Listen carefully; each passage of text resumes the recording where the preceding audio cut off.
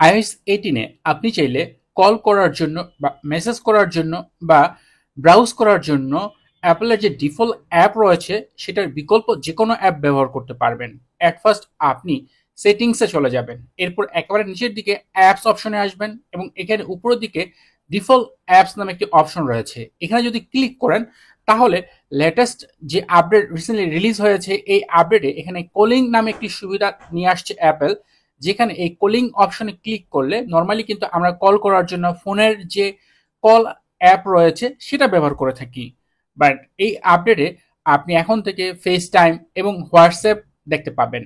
বিশেষ করে আপনি যদি হোয়াটসঅ্যাপে প্রচুর কল করেন তাহলে আপনি ফোনের জায়গায় হোয়াটসঅ্যাপ সিলেক্ট করতে পারেন, তাহলে আপনি যখনই কাউকে কল দিবেন সেই কলটি সরাসরি হোয়াটসঅ্যাপ থেকে কল যাবে।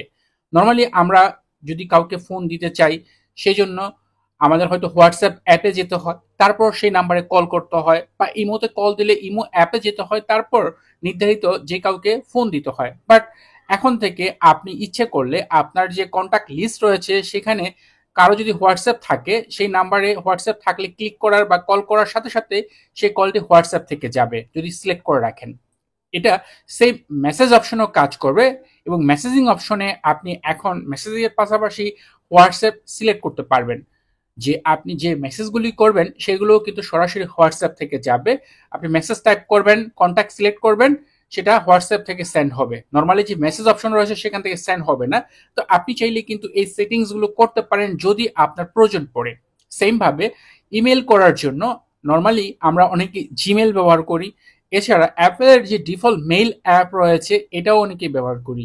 বাট আপনি কোনটা ব্যবহার করেন সেটা এখান থেকে সিলেক্ট করতে পারবেন ডিফল্ট ভাবে। যদিও অ্যাপেলের ডিফল্ট অ্যাপটা যেটা রয়েছে মেইল অ্যাপ, এটা সবাই যখন সাইন ইন করেন অলরেডি এটাতে সাইন ইন হয়ে যায় যদি আপনি iCloud.com ব্যবহার করেন, বাট জিমেল হলে সেটা সবচেয়ে বেটার। এরপর যে ব্রাউজ করার জন্য আপনি নর্মালি সাফারি তো কম বেশি সকলেই ব্যবহার করি, সেটা হচ্ছে অ্যাপেলের ডিফল্ট একটি ব্রাউজার এবং এটা বেস্ট ভালো একটি ব্রাউজার। বাট আপনি চাইলে গুগলের যে ক্রোম রয়েছে ক্রোম ব্যবহার করতে পারেন এবং এটাকে ডিফল্ট হিসেবে সেট করতে পারেন যে আপনি যখনই ব্রাউজ করবেন ক্রোম থেকে ব্রাউজ করবেন এই বিষয়টা আপনি সিলেক্ট করতে পারেন। তো এই এই যে বিষয়গুলো বিশেষ করে কলিং করার জন্য মানে কল করার জন্য এবং মেসেজিং করার জন্য আপনি ইচ্ছে করলে এগুলো ব্যবহার করতে পারেন। সেই সাথে কিবোর্ড যে অপশনটা রয়েছে, নর্মালি অ্যাপেলের যে ডিফল্ট বাংলা কিবোর্ড এটা যথেষ্ট ভালো এবং এটা দিয়ে বেশ ভালো বাংলা লেখা যায়।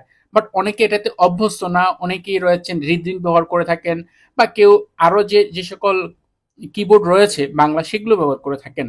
বাট অ্যাপেলের ডিফল্টটা ট্রাই করতে পারেন, এটাও বেশ ভালো একটি অ্যাপ। তো এখান থেকে এই যে ডিফল্ট যে অ্যাপস অপশন থেকে আপনি ডিফল্ট অ্যাপগুলো সিলেক্ট করতে পারবেন, বিকল্প হিসেবে আপনার পছন্দনীয় যে সকল অ্যাপ রয়েছে সেটা সেট করতে পারবেন।